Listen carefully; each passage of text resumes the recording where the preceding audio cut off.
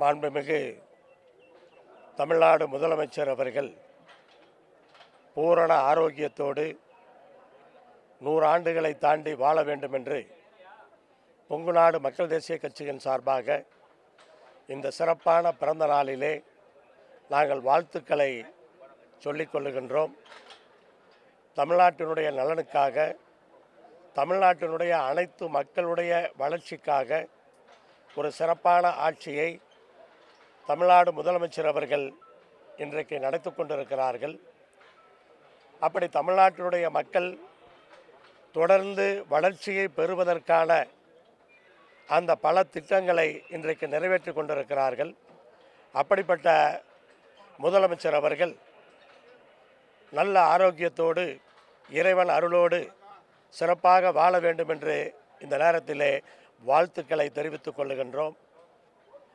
யாராக இருந்தாலும் நம்மை ஈண்டெடுப்பது நம்முடைய தாய், பெண்கள் தான் ஈண்டெடுக்க முடியும். அப்படிப்பட்ட தாய்மார்களுக்கு தேவையான பல்வேறு திட்டங்களை இன்றைக்கு தமிழ்நாட்டிலே செயல்படுத்தி மொத்த குடும்பத்தையும் வாழ வைக்கின்ற ஒரு ஆட்சியை இன்றைக்கு நடத்தி கொண்டிருக்கிறார்.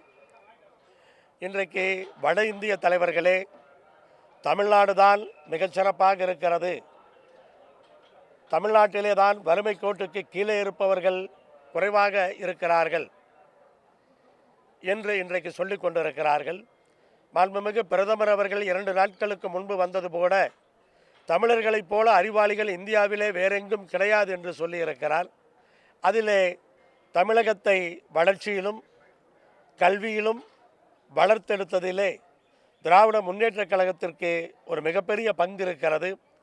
இன்றைக்கு அதையெல்லாம் தாண்டி இன்னும் அதிகபட்சமான ஒரு வளர்ச்சியை பெற வேண்டும் என்ற அந்த எண்ணத்திலே மாண்புமிகு தமிழ்நாடு முதலமைச்சர் அவர்கள் உழைத்து கொண்டிருக்கிறார்.